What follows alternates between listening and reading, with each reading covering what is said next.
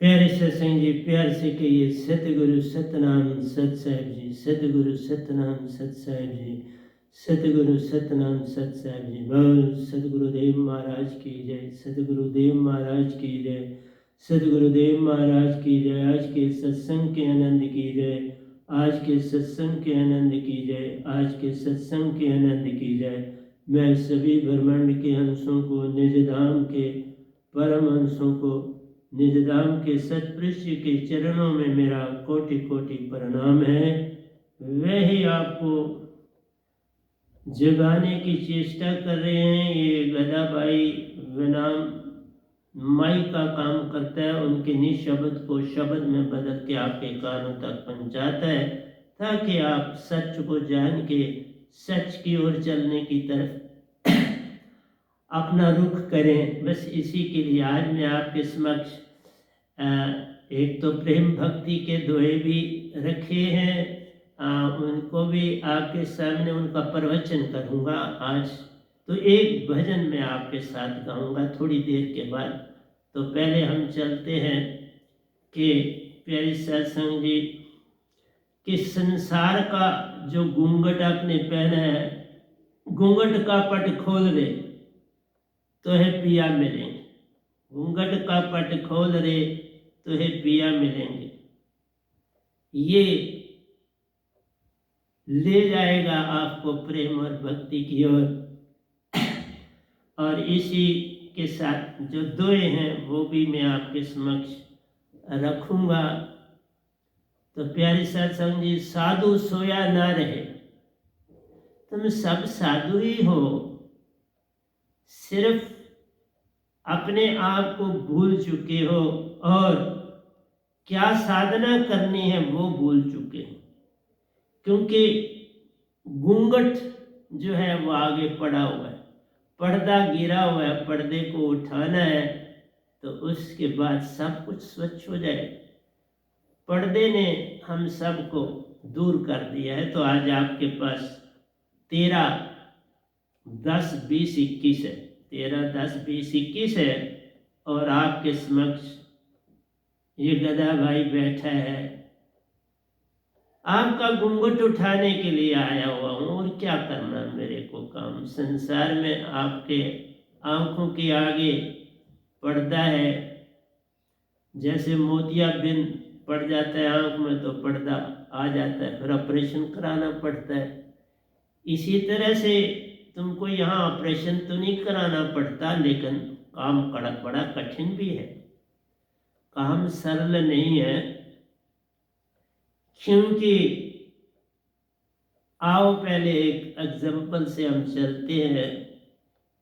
सबसे बड़ी बात है कि जो सतगुरु होता है उससे हमारा संबंध पूरा जुड़े। जब तक संबंध पूरा नहीं जुड़ेगा तब तक इलाज नहीं। डॉक्टर को अपनी पूरी बीमारी न बताएं, छुपाएं तो इलाज कैसे होगा। उसके आगे सब कुछ खोल देना होता है। और डॉक्टर जो होते हैं उनका जो मेन काम है वो राज देना नहीं है, बल्कि बीमारी का उपचार करना है। उनका जो कोड है वो हर एक का राज अपने पास रखते हैं, किसी को नहीं देते, क्योंकि उन्होंने आपकी बीमारी का इलाज करना है। दो तरह के लोग अपनी चीज को छुपाते हैं, पद प्रतिष्ठा वाला और पंडित और पुरोहित। ये अपनी चीजें छुपाते हैं और घड़ी घड़ाई आगे से इकट्ठी की आपको बताते हैं। तो प्यारे सत्संग जी, जो मोतियाबिंद पड़ा हुआ है उसको हटाने के लिए ऑपरेशन तो करना पड़े। तो सतगुरु के पास भी जब आते हैं तो वो बेसिकली क्या काम करता है, उसको अपना सब कुछ सौंप देना होता है। अगर आप चाहते हो कि सौंपने का मतलब है कि अपनी कोई भी जो कमी है वो सतगुरु को सुना देनी होती है पूरी तरह। लेकिन हम संसार में क्या करते हैं, चाहे स्त्री हो पुरुष हो कोई भी, और जो बच्चा उसको भी सिखाते हैं कि पूरा राज नहीं देना, अपने विषय में पूरी जानकारी नहीं देना, और सारा संसार झूठ पर चलता है। नेतागण भी इसी पर चलते हैं, वो भी अपनी बीमारी नहीं बताते, पता नहीं लगने देते, पता लगे तो कठिनाई होती, खबर फैल जाती है कि ये बीमारी है इसको बाप।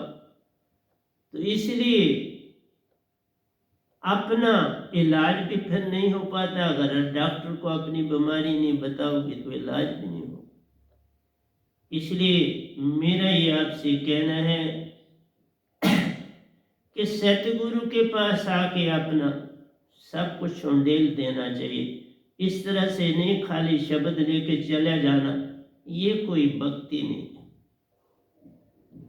पहले समय लेना चाहिए कि मैं आपसे कुछ बातें करनी है, चाहे शब्द लेने के बाद 6 महीने के बाद कभी भी, क्योंकि जब तक तुम अपना साफ ना करोगे, आप सफा, सतगुरु सफा होना चाहिए, आप सफा, साधक सफा, फिर साहिब क्यों खफा। मैं एक छोटा सा उदाहरण आपको देता हूं। एक बार हसन और राबिया, क्योंकि हसन अमूमन चला जाता था राबिया के यहाँ जब उसको कभी मौका मिलता था, क्योंकि राबिया से उसको बहुत कुछ मिलता था, उसकी कमियां दूर होती थी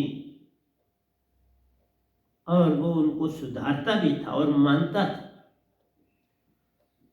तो एक बार वो अपने गांव से निकला, चलते चलते राबिया के यहाँ पहुंच गया, और कोई अनुयायी था उनका, कोई प्यार करने वाला, उसको पता लगा कि वो गांव में नहीं है। वो गांव में आया तो पता लगा गांव में नहीं, तो वो राबिया के यहाँ गए हुए हैं। वो बंदा भी चल पड़ा और पहुंचा वहां, मिला उनसे, अपनी नमस्कार की, अपनी दुआ सलाम करी, और एक छोटा सा थैला था उसके पास, वो थैला खोल के तो उसने उनके आगे रखा कि ये आपके लिए लाया हूं। उन्होंने देखा कि उसमें कुछ सोने की चीजें थीं, तो हसन बड़े दुखी और नाराज हुए कि तुम ये चीजें क्यों मेरे लिए लाए, ये मेरे लिए वर्जित है, इनको मैंने त्याग दिया हो, मेरा इनसे कोई लेना देना नहीं, और तू ये चीजें क्यों लाया।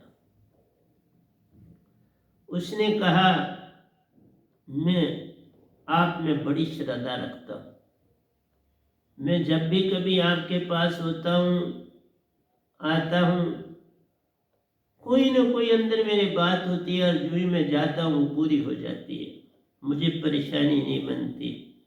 तो इसलिए ये मेरे पास इसी तरह पड़े हुए थे, मैंने इनका कुछ करना नहीं, मैंने कोई शादी नहीं की, कुछ नहीं, माँ बाप चले गए, अकेला हूँ, तो अब इसे मैं रख के क्या करूँगा, थोड़ी खेती बाड़ी कर ले तो अपनी रोजी रोटी चलती, इसकी संभाल में कैसे करता रहूँ बैठा हुआ। हसन ने कहा, नहीं ये मेरे को नहीं लेना है, मुझे ये चीजें नहीं चाहिए, मैं इनसे दूर। उस बंदे ने मजबूर होकर उठा के प्रणाम करके चल पड़ा। जब वो चला गया तो राबिया ने हसन को कहा, हसन तुम्हें अभी इस स्वर्ण से प्रेम है, तुम्हारा प्रेम नहीं टूटा, तुम्हारा मन अभी इन चीजों में है, कब छोड़ोगे। हसन बड़ा हैरान हुआ, उसने कहा, राबिया तू कहती तो ठीक है, इस चीज में मुझे रस है, लेकिन अब मुझे करना भी क्या है इन चीजों को? राबिया ने कहा, अगर रस है तो तुम कर ही रहे, रस से ही तो सब कुछ है। खाना खाते हो तो खाने का रस ही तुम लेने के लिए खाना खाते, बाकी वेस्ट तो चला ही जाता है, वो कहाँ पास रहता है। रस ही लेना है तो रस तुम ले रहे हो भी इन चीजों में, तो कैसे गाड़ी चलेगी आगे? ये रस तो छोड़ना है। उसने कहा, राबिया तू ठीक बोलती, बस तेरा संग करता चला जाऊंगा तो छूट जाएगा। मेरा आपसे यही कहना है कि आप सतगुरु के भी होते हो, सब कुछ होते हैं, लेकिन आपका संसार में रस है, और संसार में रस होने का मतलब है कि घूंघट है, घूंघट का पट खोल। और संसार में जो घूंघट है वो तुम्हारा विचारों का है। ये विचार चीज क्या है, इसके ऊपर सोचना अति आवश्यक है। विचार आपको सदा नर और नार के आते हैं, आप इससे बाहर नहीं निकल पाते।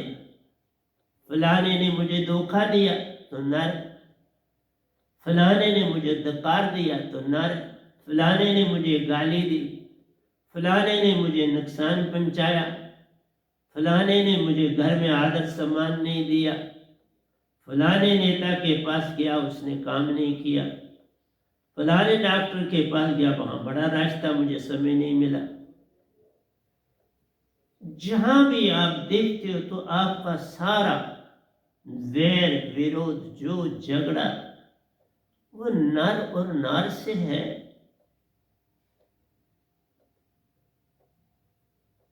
सहजो भाई कहती है, दोया तो उसका नहीं बताऊंगा, साजो भाई कहती है, हर एक खोया नर नर नर और नर में जान।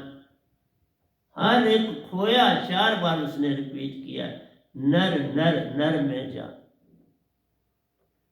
बादशाह है तो उसको दूसरे बादशाह से जेलसी है, डॉक्टर है तो उसको दूसरे डॉक्टर से जो उससे आगे है उससे जेलसी है।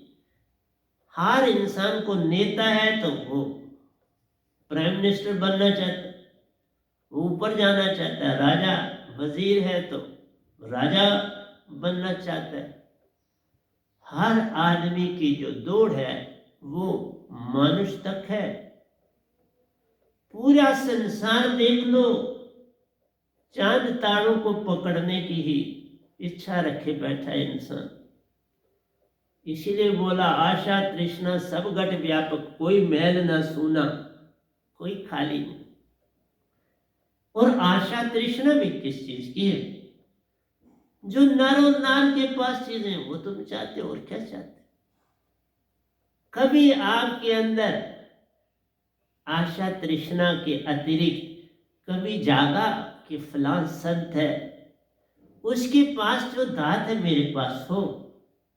फलां संत जो कहता है पूरा हो जाता है, मतलब है कि उसकी निरंकार भगवान से बड़ी प्रीत है, मेरी भी प्रीत हो जाए। कोई संत मिलता है, कहते हैं बाबा ये तो कबीर जैसा है, इसके कुछ गुण मिलते जुलते हैं कबीर जैसे, उसके गुण मिलते हैं कबीर से मिलते, तू नहीं बनना चाहता। मेरा है तुम गुण नहीं लेना चाहते, बस मनुष्य तक नर नर नर और नर तक ही रह जाते। ये घूंघट है बहुत बड़ा, सारे संसार का लबादा तेरे घूंघट में छिपा हो। मुझे धरती चाहिए, मकान गार्डन ये वो करने के लिए, मुझे पानी के पास होना चाहिए, बड़ी बड़ी सुंदर हवाएं चल रही हूं वहां मेरा घर होना चाहिए। किसके लिए? नर और नार के लिए। मेरी पत्नी हो वो सुखी हो, मेरे बच्चे हो वो सुखी हो, मैं बड़ा सुखी हूं, मेरे सरबंदी सुखी। प्यारे सत्संग जी, अगर आप सुख चाहते हो तो मैं एक ही बात बोलता हूँ, आपका सुख ये होना चाहिए, क्या मेरे माता पिता पूर्ण सतगुरु के शिष्य हैं? क्या वह पूर्ण मोक्ष पालेंगे? जो गुण है उसकी तरफ चेष्टा होनी चाहिए, लेकिन हमारी चेष्टा नर और नार से, फलां से दोस्ती हुई, फलाने से नाराजगी हुई, फलाने ने धोखा दिया, फलाने ने, सारा संसार ही ये है, तुम्हारे शिकवे नहीं है। जिसको देखो वो शिकवों से लदा है। एक बार एक बड़ा प्यारा साधक अब साधु होने की तरफ चल पड़ा था। जहाँ कहीं सत्संग होता था, जहाँ कहीं कोई कीर्तन होता था, वहाँ चला जाता था, वक्त से पहले पता चलता था, वहाँ झाड़ू पोछा सफाई करने का काम संभालता था। सत्संग होता था तो खुशी से अपने घर की ओर चल पड़ता था। तो प्यारी सत्संग जी, एक बार उसको एक संत बड़े प्यारे लगे, उसके उनके वचन उसको भागे, उनका बैठना उठना, वो कोई वहां 3 दिन रहे, तो ये 3 दिन आगे पीछे ही वहां रहा। घर में संदेशा भेज दिया, मैं 2-3 दिन नहीं आऊंगा, मैं इधर सेवा में हूँ, बस मेरा इंतजार नहीं करना। तो घर वालों को पता था कि ये साधुता की तरफ चल पड़ा है, तो क्यों रोके, जाने दो। तो प्यारी सत्संग जी, जब वो 3 दिन के बाद वहां से चले गए अपने स्थान पर, तो उसने उनका सारा स्थान के बारे में पूछ लिया। वहां जो इंचार्ज थे उनका पता शतसार। एक दिन मौका पाके तो वो वहां पहुंचा, अंदर से किवाड़ बंद था, इसने नाक किया, नहीं खुला, वापस आ गया दुखी होके कि पता नहीं साधना में होंगे, ध्यान में होंगे, सो रहे होंगे, तो नहीं खोला। दूसरी बार फिर गया, फिर कबाड़ खोला, नहीं खुला। तीसरी बार फिर गया, कबाड़ खटखटाया, नहीं खुला, आगे। फिर उसके अंदर एक जैसे एक सतत सुरती जगी, और वह हर पल जिधर जाता है, जो काम घर वाले देते हैं करता है, और उसमें उनका ही चेहरा उसको दिखता है। जिधर चलता है, जिधर जाता है, उन स्वामी जी का चेहरा उसकी आंखों में आ जाता है। अब जिधर जाए जो करे, बस उनको सामने रख के काम करता है। अंदर एक रोशनी जगी। अब उसके अंदर विचार आया, चलो आज चलते हैं। अगर दरवाजा खुला होगा तो मैं चला जाऊंगा। अब खटखटाना क्या है, खटखटाने से तो खुलता नहीं, अगर खुला होगा तो मैं अंदर चला जाऊं, नहीं तो आ जाऊंगा। वो उनकी सूरत अपने अंदर बनाए हुए चल रहा है। ऐसी घटना आज मेरे साथ भी रात को घटी है, फिर कभी सुनाऊंगा। जब साधक पूरी शिद्दत से सतगुरु को पकड़ते हैं तो वो सारा कुछ सुन लेते हैं, मत समझना नहीं सुनते। और वो गया, जरा सा दरवाजे को थोड़ा सा छेड़ा तो वो खुला हुआ था, अंदर कोई बोल्ट नहीं था। गया अंदर और सीधा उनके चरणों में पड़ा और रो पड़ा। घूंघट हट गया, चरणों में आंसू की धारा बहने लगी। आंसुओं में बह रहा है और छोड़ नहीं रहा पाँव। उन्होंने गले लगाया, बोला बहुत बार आया, खाली गया, बस अब आया तो भर गया। उन्होंने कहा तू खाली होके जब आता तो ये खुला हुआ होता, तू खाली नहीं आता था, इसलिए बोल्ट लगी होती थी। खाली हो जाओ, आओ। तुम खाली हो गए तो दरवाजा अपने आप खुल गया। मुझे खुद ही मालिक ने कहा दरवाजा खोल दे, के काज नहीं बंद करना, आज जो आए उसको अंदर आने दे। यदि ये मालिक ही सारा काम करता, तुम निरंकार को पकड़ो, वो साइक ठीक है, पूर्ण मोक्ष नहीं, लेकिन तो साइक तो है। प्रेम, प्रेम की पूरी जो धारा है वो तुमको दे देते हैं। प्रेम जब है तो मेरे तो विराग है ही।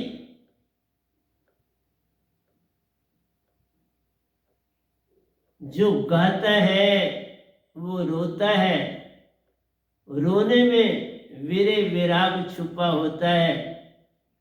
उसी वीरे विराग के फल से प्रेम भक्ति जग जाती है। और जब भक्ति पूर्णता में होती, पल पल दर्शन पाते और निज घर अपने जाते।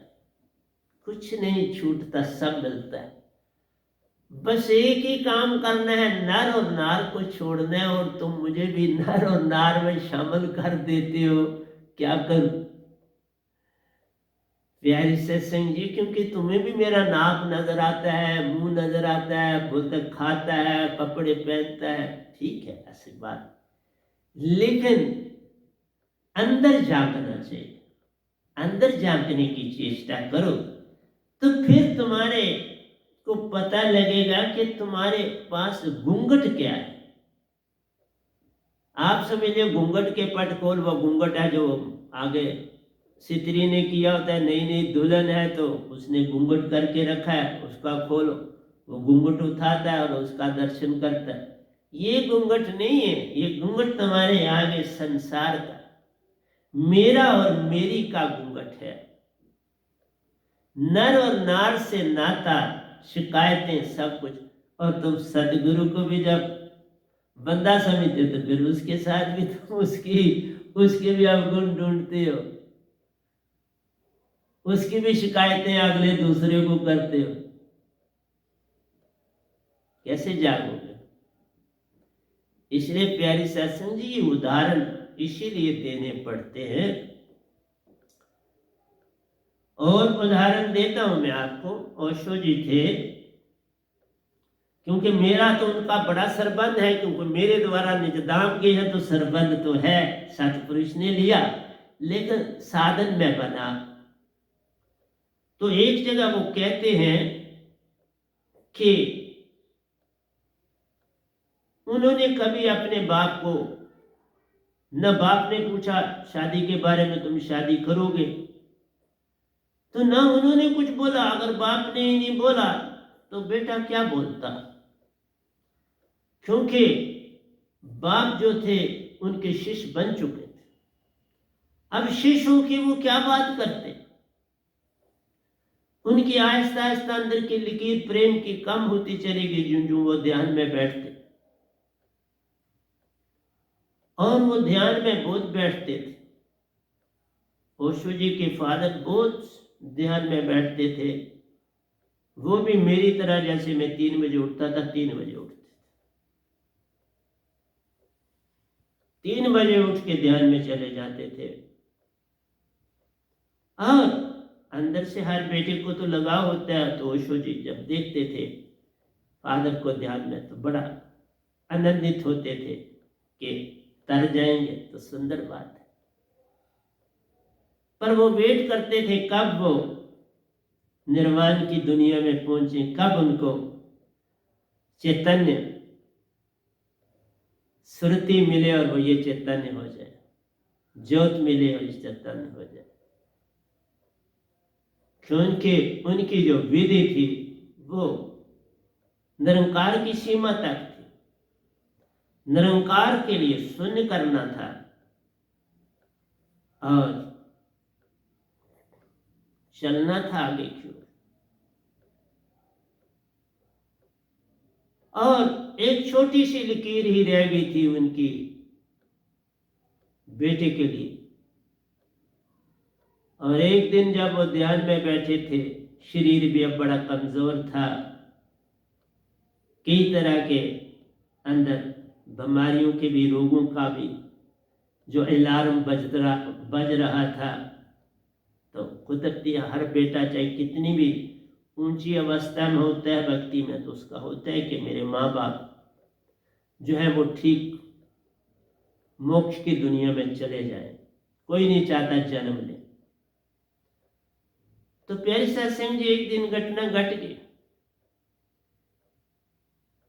उन्होंने उस जोत को पा लिया और बेटे को उसके बारे में जानकारी भी दी। कहते हैं बस उसके कुछ दिनों के बाद उन्होंने शरीर, कुछ दिनों मतलब 7-8 दिनों के बाद शरीर छोड़ दिया। मेरा भी यही, अब पता क्या बात है, मेरा सारा संसार अपना है। मैं सच कहता, मैं सारे संसार को अपना मानता हूं और चलता हूं। मेरी भी यही एक है, तुम लोग तर जाओ, तुम लोग ये दांत पालो, मोक्ष मिल जाए। और मेरी कोई कुछ है ही नहीं, कुछ चाह ही नहीं। चाह गई चिंता गई, सुरती बेपरवाह। अब वही शहनशाह है जिसको नहीं चाहे कुछ चाहे। बस एक ही होता है, आज मुझे सत्संग देना है और उसमें मेरा रोल क्या है, बस वही पूछता हूं। तुम निरंकार तक पहले जाओ, कोई परेशानी नहीं। उसके बाद सत्पुरुष के अपने निज घर की तरफ चलो। लेकिन एक ही बात होती है, निरंकार की तरफ जाओगे फिर जन्म मिलेगा, और वो जन्म तुम्हें बड़ा अच्छा मिलता है, और तुम उस ऐश परस्ती में फंस के फिर कभी भगत नहीं बनते। जो माया के जाल में फंस गया, उसके लिए फिर भक्ति में आना बड़ा कठिन हो जाता है, बहुत ही कठिन हो जाता है प्यारे सत्संग जी। इसलिए मैं आपसे यही कहूंगा, एक उदाहरण और देता हूं मैं आपको सुरती का।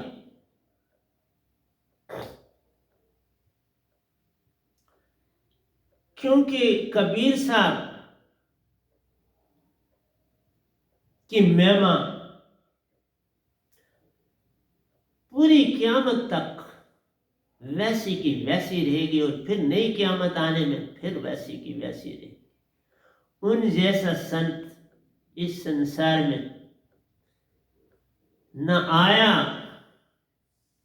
न होगा। मैं भी उनके सामने एक तिनके के समान ही हूं। चाहे मुझे सत्पुरुष ने खुद दात दी है, भेजा है, लेकिन कहां कबीर साहब और कहां मैं बड़ा अदना सा एक तिनके के समान हूं। तो वो तो पूरी कायनात थे और मैं तिनका। इसलिए उनके दोए देख लो, कितने सीधे और सादे, गली गली में गाते हैं, उसमें आनंद को पाते हैं, दूसरों को भी सुनाते हैं। दोनों कौमों को, हिंदू मुसलमान को जोड़ने की पूरा जोर लगाया।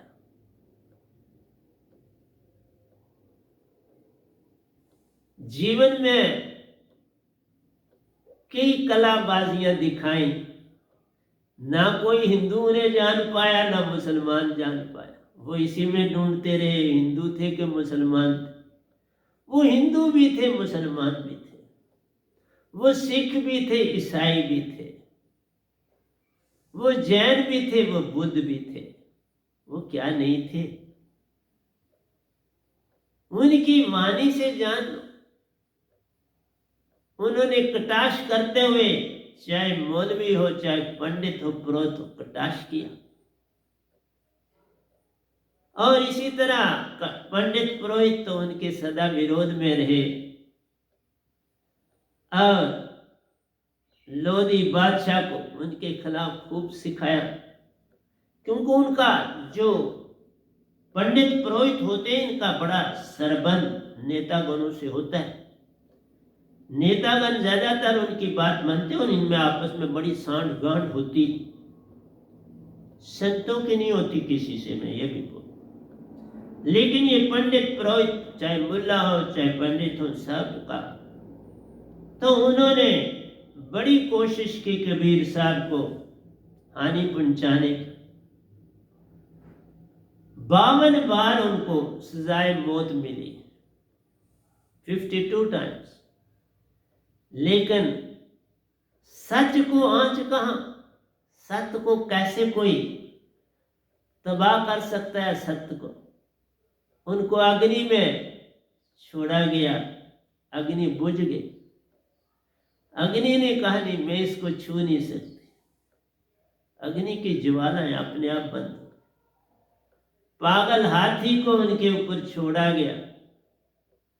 वो इस तरह से भाग के कबीर साहब की तरफ दौड़ के आया जैसे कि वो तो पांव थले कुचल कचल कर के छोड़ देगा, उनका कुछ भी नहीं रहने देगा। लेकिन जो ही पास पहुंचा, इतनी स्पीड से था, ऐसी सुगंध, ऐसी लोरी मिली कि चुप होके नद मस्तक हो गया, सर झुका लिया। कि इतनी महान हस्ती के पास पागल हाथी भी होश में आ गया, लेकिन इंसान होश में नहीं आता, नर नहीं होश में आता।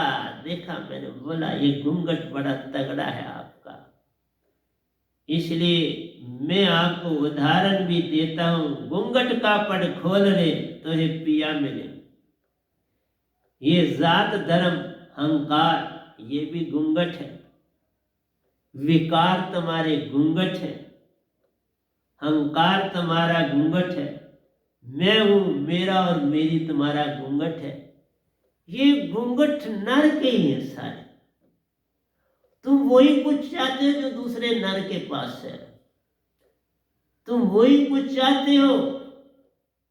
किसी नार से कि ये मुझसे प्रेम करे, और जब एक से प्रेम संसारी होता है तो फिर दो से, फिर दो से तीन, तीन से चार, चार, ये बढ़ता जा रहा है, ये फिर कम नहीं।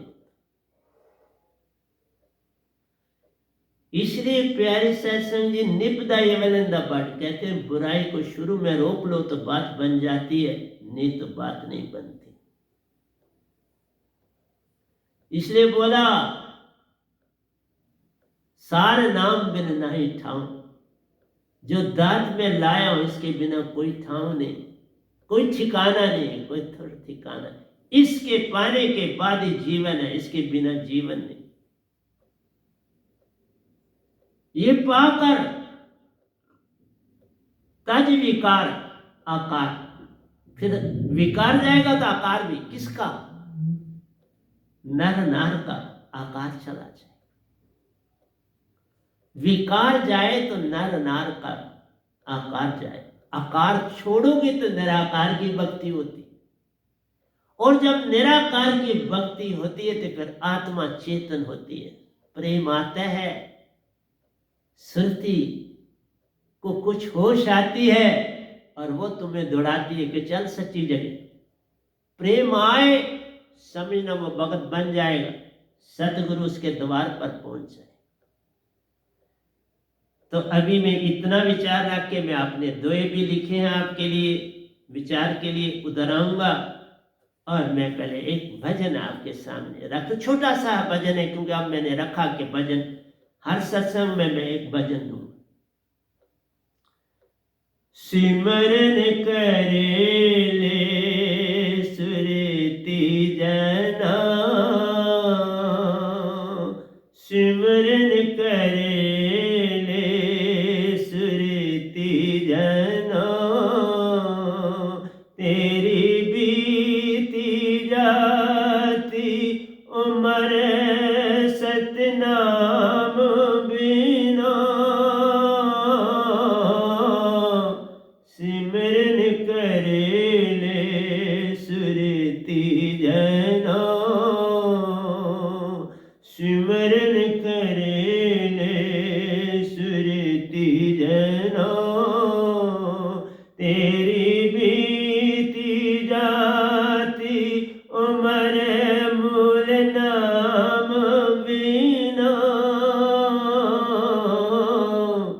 सिमरन करे ले सुरती जना। कूपनीर बिन, किसी कुएं में पानी ना हो तो उसको कैसे कुआं बोलोगे, सूख गया। इसलिए तुम्हारे अंदर की सुरती सूख गई, तुम मनुष्य कहाँ रही? को पनीर बिन देनु खीर बिन धरती मेघ बिना को पनीर बिन देनु खीर बिन। गाय दूध ही नहीं देती, अब दूध बंद हो गया, अब क्या गाय दे। धरती मेघ बिना जैसे तरवर फल विहीना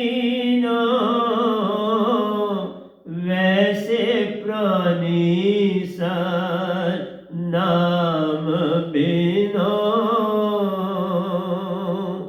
सिमरन करे सुरती जना। तुम खाली हो गए हो, तरवर वृक्ष कोई फलहीन हो गए हो, तुम्हारे अंदर गुणों का जो भंडार होना चाहिए था वो कोई नहीं था। घूंघट भी तुम्हारा जो है वह संसार की चीजों फंसा। को पनीर बिन देनु खीर बिन धरती मेघ बिना जैसे तरवर फल विहीनो वैसे प्राणी वे नाम बिना। बिना इस नाम के तुम मनुष्य नहीं हो, इसके बिना तुम बिल्कुल उस लंबे ऊंचे वृक्ष की तरह हो जिसके साथ कोई फल। सिमरन करे ले सुरती जना तेरी बीती जाती उम्र मूल नाम बिना। सिमरन करे ले सुरती जना सिमरन करे ले सुरती जना। दे नैन बिन देख ही नहीं पाओगे, नैन नहीं होंगे तो फिर रोओगे, लेकिन तुम्हारी आत्मा की बड़ी आंखें, पर तुम आत्मिक बनना ही नहीं ना चाहते। दे नैन बिन चंद्रनैन बिन सुरत नाम बिना जैसे ज्ञानी ज्ञान वहीना तैसे प्राणी सा नाम बिना तैसे प्राणी सा नाम बिना।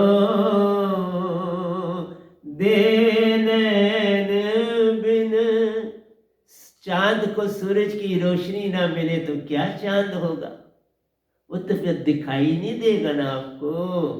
इस तरह से तुम्हारे को सुरती जब तक चेतन ना होगी वह नाम से तुम कोई काम नहीं ले सकते। तुम उस चांद की तरह हो जाओगे जिसकी रोशनी सूरज से नहीं मिले। दे नैन बिन चंद्रनैन बिन सुरत नाम बिना जैसे ज्ञानी ज्ञान वहीना तैसे प्राणी सार नाम बिना।